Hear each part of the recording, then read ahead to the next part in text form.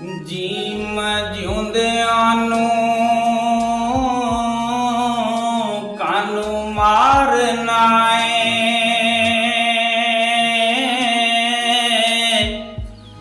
ਜੇ ਮੋਇਆਂ ਨੂੰ ਨਹੀਂ ਜਗਾਉਣ ਜੋਗਾ ਮਿਲੀ ਰੂਹਾਂ ਨੂੰ ਕਿਉਂ ਨਾ ਖੇਡਣਾ ਏ,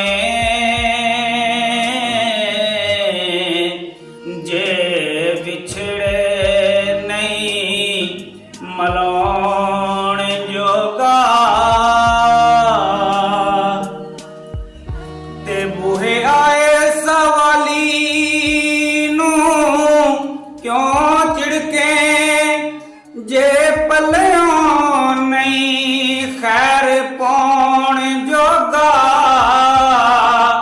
ਉਹ ਬਦੀ ਬਦਾ ਬਦੀਆਂ ਬੰਦ ਕਰ ਦੇ, ਜੇ ਨੇਕੀਆਂ ਨਹੀਂ ਕਮਾਉਣ